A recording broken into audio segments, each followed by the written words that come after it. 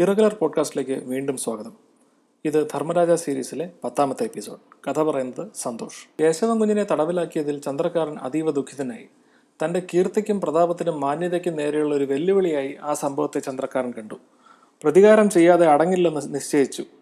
കലി കൊണ്ടു നിന്ന ചന്ദ്രക്കാരനെ സമീപിക്കാനാകാതെ ആശ്രിത ജനങ്ങൾ മാറിപ്പോയി. ഉമ്മിണിപ്പിള്ള മാത്രം ചന്ദ്രക്കാരനെ ചുറ്റിപ്പറ്റി നിന്നു. കേശവൻ കുഞ്ഞിനെ തടവിലാക്കിയതിൽ ഉമ്മിണിപ്പിള്ള ഗൂഢമായി സന്തോഷിച്ചു. അദ്ദേഹത്തിന്റെ പ്രണയസാഫല്യത്തിന് വിഘാതമായിരുന്നു ഇയാൾ. ഇനി മീനാക്ഷിയെ തനിക്ക് സ്വന്തമാക്കാം എന്ന് സന്തോഷിച്ചു. ധീരതയുടെ പാരമ്പര്യമാണ് മീനാക്ഷിക്കുണ്ടായിരുന്നെങ്കിലും കേശവൻ കുഞ്ഞിന് വന്നുകൂടിയ ദുരിതത്തെക്കുറിച്ച് ആലോചിച്ച് വേദനിച്ചു. കേശവൻ കുഞ്ഞിനെ മനസാ ഭർത്താവായി അവൾ വരിച്ചിരുന്നു. അയാളുടെ സമ്പത്ത് കണ്ടിട്ടോ സൗന്ദര്യം കണ്ടിട്ടോ അല്ല അവൾ പ്രണയബദ്ധയായത്. അയാളുമൊത്ത് ശാന്തസുന്ദരമായ ഒരു ദാമ്പത്യ ജീവിതമാണ് അവൾ സ്വപ്നം കണ്ടത്. വിട്ടുമാറാത്ത ദൗർഭാഗ്യങ്ങൾ കുടുംബപരമായ ദുഷ്കർമ്മങ്ങളുടെ ഫലമാണ് എന്നവൾ വിശ്വസിച്ചു.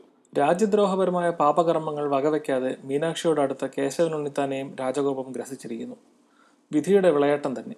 ദുഃഖത്തെ അവൾ ഉള്ളിലൊതുക്കി. ആകെ തളർന്നുപോയ മാതാമഹിയെ അവൾ പരിചരിച്ചു. മന്ത്രക്കൂടത്ത് നിന്ന് സ്വാമിയുടെ സമീപത്തേക്ക് കലിതുള്ളി പാഞ്ഞെന്ന ചന്ദ്രക്കാരൻ ബദ്ധശത്രുവായ കുപ്പശാരെ സ്വാമി വാത്സല്യത്തോടെ തലോടുന്ന കാഴ്ചയാണ് കണ്ടത്. ആനന്ദബാഷ്പം പൊഴിച്ച് പഞ്ചപുച്ഛം ഒതുക്കി യോഗിയോട് എന്തോ അപേക്ഷിച്ചു നിൽക്കുന്നു കുപ്പശാർ. രണ്ടിനെയും നശിപ്പിക്കുമെന്ന് തീരുമാനിച്ചു ചന്ദ്രക്കാരൻ. ചന്ദ്രക്കാര ശിഷ്യനെ പെട്ടെന്ന് അവിടെ കണ്ടപ്പോൾ കുപ്പശാര് സ്വാമികളും ഒന്ന് പകയ്ക്കാതിരുന്നില്ല.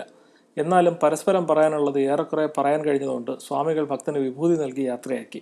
ചന്ദ്രക്കാരന് പറ്റിയ അപമാനത്തിൽ ദുഃഖം പ്രകടിപ്പിക്കാനായി അവിടെ കടന്നു വന്ന് ഉമ്മിണിപ്പിള്ളയുടെ പിടലിക്ക് പിടിച്ച് ചന്ദ്രക്കാരൻ തളത്തിലേക്ക് തള്ളി.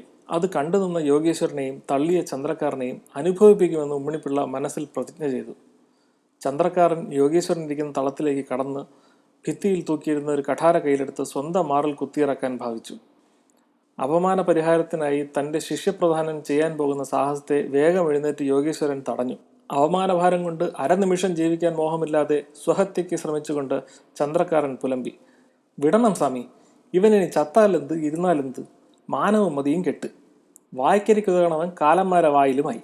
എൻ്റെ പൊന്നു സ്വാമി, ഈ ഒറ്റത്തടിക്ക് ഇനി വിലയെന്തര് നിലയെന്തര്, കൈവിട്ടുവിടണം.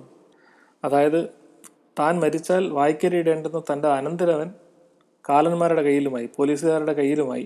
ഇനി ഞാൻ എന്തിന് ജീവിച്ചിരിക്കണം എന്നാണ് ചന്ദ്രക്കാരൻ്റെ ചോദ്യം. സ്വാമികൾ ശിഷ്യൻ്റെ കൈവിട്ടില്ല. സമാശ്വസിപ്പിക്കാൻ ഉപദേശം തുടങ്ങി. എന്നാൽ സാരോപദേശം കൊണ്ട് ശിഷ്യനെ മെരുക്കാനാവില്ലെന്ന് കണ്ട് ഇതര ഉപായം എന്തെന്ന് ചിന്തിച്ചു സ്വാമികൾ.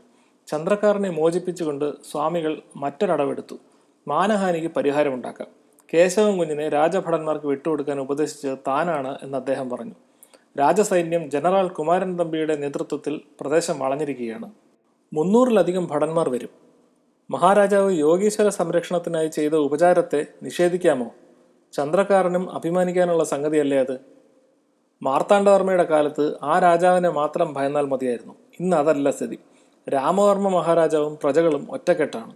അവരെയും പേടിക്കണം. ചന്ദ്രക്കാരനെ പോലെ ചിലർ രാജാവിനെതിരായി നീങ്ങുന്നു. രാജാവ് ഇതൊക്കെ അറിഞ്ഞിട്ടുണ്ട്. ഭോഷത്വം കാണിച്ച് ലക്ഷ്യപ്രാപ്തിക്ക് വിഘാതം ഉണ്ടാക്കരുത്. വലിയൊരു ലക്ഷ്യമാണ് സാധിക്കാനുള്ളത്. അതുകൊണ്ടാണ് കേശവൻ കുഞ്ഞിനെ തൽക്കാലം വിട്ടുകൊടുത്തത്. ഗൗരവതരമായി പലതിനെപ്പറ്റിയും ചിന്തിച്ച് തീരുമാനമെടുക്കേണ്ടിയിരിക്കുന്നു. ഇപ്പോൾ ശാന്തമായിരുന്ന് ചിന്തിക്കുകയാണ് വേണ്ടത്. യോഗീശ്വരൻ്റെ യുക്തിവാദം ചന്ദ്രക്കാരൻ ഉൾക്കൊണ്ടു. യോഗീശ്വരൻ അപാര ബുദ്ധിമാൻ തന്നെ.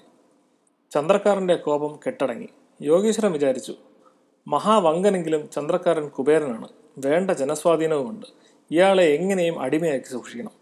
അതുകൊണ്ട് വിഷയം മാറ്റി. അനന്തമുദ്ര മോതിരത്തെക്കുറിച്ചായി സംസാരം. തിരുവനന്തപുരത്ത് ഏതോ മോതിരത്തെപ്പറ്റി എന്തൊക്കെയോ കേൾക്കുന്നു. കഴക്കൂട്ടത്ത് പിള്ളയുടേതാണെന്ന് പറയുന്നു. ആ മോതിരം അണ്ണാവയിന് വിറ്റത് കേശവൻ കുഞ്ഞാണ്. ഇപ്പോൾ മോതിരം വാങ്ങിയ ആളെ വിറ്റ ആൾ കൊന്നിരിക്കുന്നു എന്ന് വന്നുകൂടിയിരിക്കുന്നു. ചന്ദ്രക്കാരന് സംഗതിയുടെ ഗുരുതരാവസ്ഥ മനസ്സിലായി. അയാൾ നടുങ്ങി. ഫോയി സ്വാമി, ഈ കാര്യം എൻ്റെ അരുമ ചെറുക്കനെ കൊലയ്ക്ക് തള്ളിയ മാവാവികളെ ഹിപ്പം കൊന്ന് കുഴിച്ചു മൂടിയിട്ട് നേരം വെളുക്കണത്. പിന്നെ ചന്ദ്രക്കാരൻ മഹാഭാവികൾ എന്ന് വിശേഷിപ്പിച്ചത് വൃദ്ധയെയും മകളെയുമാണെന്ന് സ്വാമിക്ക് മനസ്സിലായി. ആരാണ് കേശവൻ കുഞ്ഞിനെ വഞ്ചിച്ചത്? അവരെ കൊല്ലുന്നത് എന്തിന്? മഹാഭാവികൾ എന്നുദ്ദേശിച്ചത് ആരെ? സ്വാമിയുടെ അന്വേഷണത്തിന് മറുപടിയായി വൃദ്ധയും മകളുമാണ് കുഞ്ഞിനെ കൊലയ്ക്ക് കൊടുത്തതെന്ന് ചന്ദ്രക്കാരൻ പറഞ്ഞു. സ്വാമിയുടെ ഭാവം മാറി. കോപം കൊണ്ട് കണ്ണുകൾ ജ്വലിച്ചു. എന്നാലും മനസ്സിനെ ശാന്തമാക്കി.